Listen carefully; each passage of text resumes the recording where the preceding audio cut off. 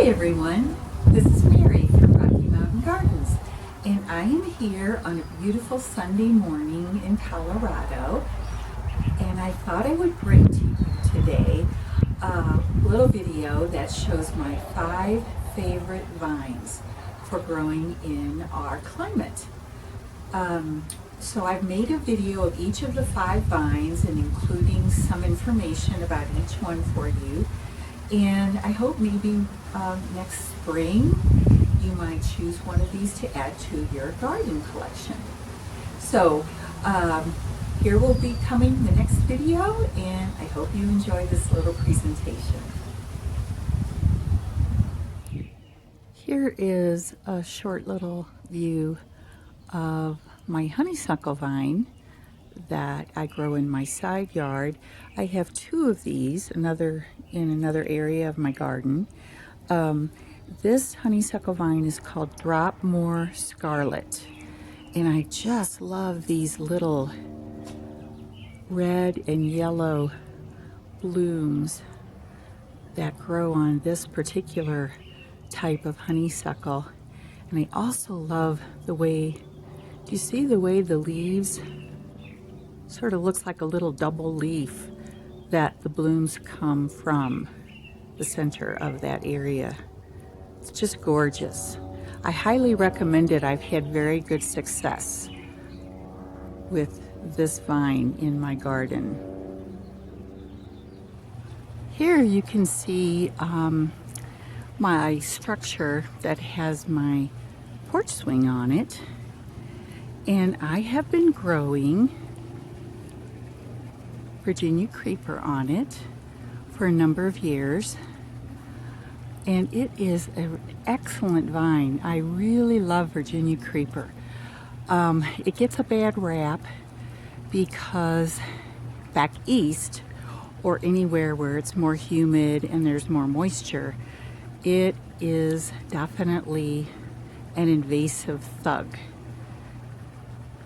It grows wild, you know, in the forest and covers trees and so on. But out here in the west, at high altitude, it is a much more controllable vine. It just looks beautiful on my porch swing structure. I just really love it. And as I said, it's very easy to control. All you need to do is do some pruning and cutting away to keep it under control. It will volunteer in your garden in different areas. Where I want it to grow, I allow it to. If I don't like it there, I just pull it out. It's quite easy to pull out. And for covering, you know, the wooden fences that we have in our yards, in our neighborhoods, it's quite lovely. It does a really good job of making the fence look a little greener and so on. So this is a vine that I suggest you try in your garden, as long as you're willing to keep it under control, which, as I said, is not difficult out here at high altitude.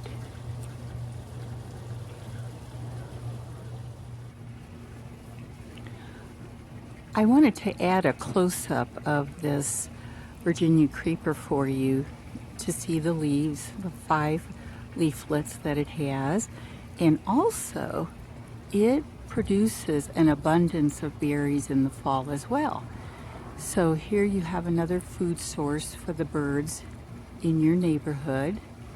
And even better, in the fall, this foliage turns bright red. It is a great fall accent in your garden. So you can get year-round enjoyment from Virginia Creeper. Another vine that I've had great success with in my garden is this Variegated Porcelain Berry Vine.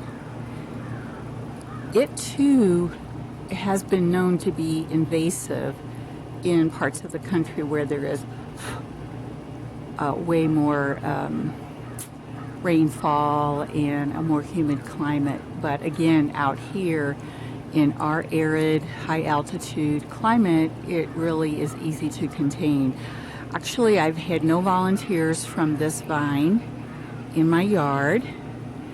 In the fall, I really enjoy it because it does get blue colored berries on it. And you can see here, it is just starting to form the flowers that will then later be berries growing on this vine. And of course the birds love it, so it's a great attractor for your birds.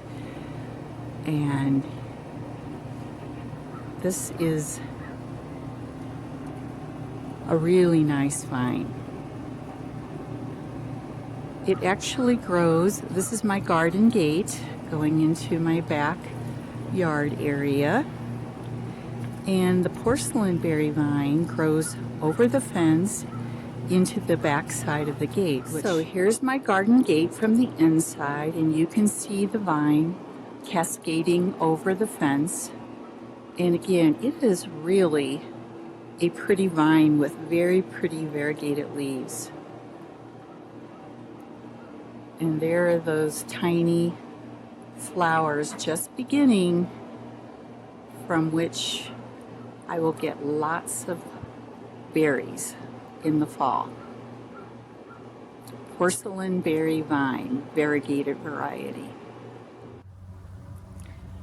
Here's my cute little Nellie Moser clematis.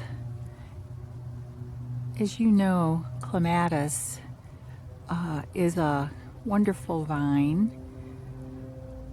and does well also in our Rocky Mountain region. It's just that you really need to be sure to keep it watered. Yeah, I would not call it a plant for a xeriscape, but it is just lovely blooming. Any variety of clematis that you might like to choose. I wanted to give you a look at my silver lace vine, another very vigorous grower here in our Rocky Mountain region. It has these really nice green leaves, and it also gets white, tiny white flowers on it later in the summer that you can enjoy. And so it is a flowering vine, although late summer, and provides these little tiny white blooms. Oopsie, a little too close. So if you would like to add one more vine to your collection in your garden, try silver lace vine. Now, it does require some cutting back in the springtime, not because it dies back so much as that it can just overgrow the space you have it living in. Mine actually grows up into my neighbor's blue spruce right there that you can see on the other side of the fence, but it is actually easy to pull down and cut away each spring. So it's not a high maintenance plant, and it does fairly well with a low water requirement once it is established. So there you are, 5 vines that you can grow in your yard to add some interest, especially to cover these wooden fences that many of us have around our yards. I hope you enjoy them and try one. Silver lace vine. So see you in my next video.